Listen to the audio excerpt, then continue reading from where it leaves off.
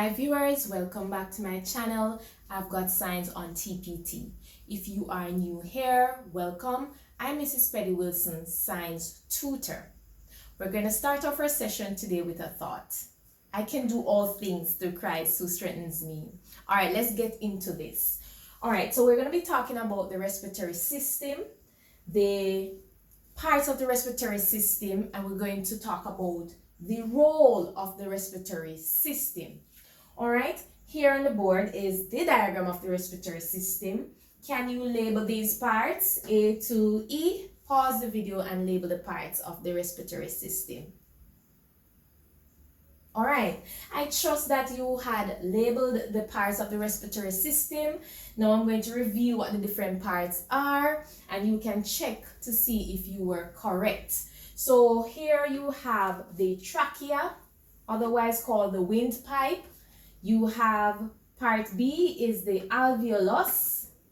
Part C is the bronchus. Two bronchus is called bronchi. Here you have the bronchioles, and then E is representing the lung. All right. Now I must say that when I teach this, I normally say to my students, think about the structure of the respiratory system as a tree. All right, so you have the trunk of the tree, and then it branches into, you know, different parts in terms of the branches. They get smaller, and then at the end you will find a leaf, right?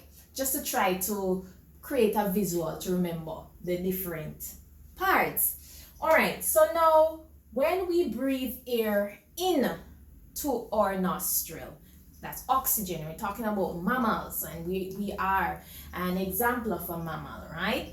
So we breathe oxygen in, it goes to the trachea. From the trachea, it goes to the bronchus.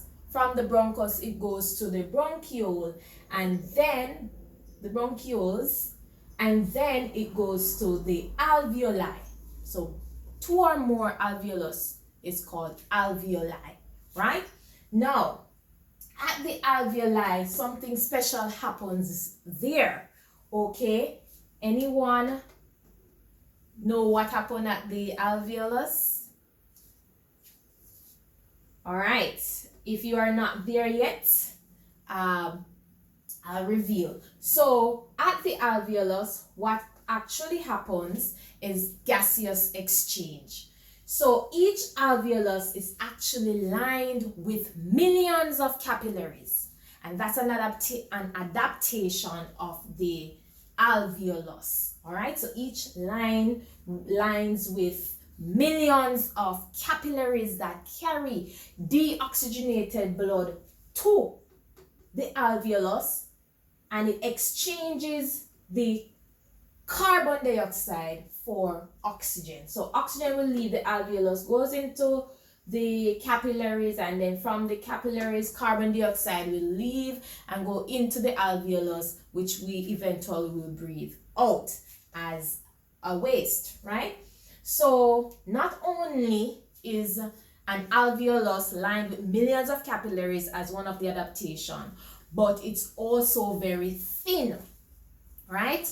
And your textbook will say it's 1 cell thick. So it's so thin that it allows for speedy gaseous exchange. And the millions of capillaries will allow also for the efficient and also for sufficient gases to be exchanged at a short time. So those are two adaptations of the respiratory surface, or the air sac, or we call it the alveolus. I trust that you understood something. I hope that you will comment on what part you understood.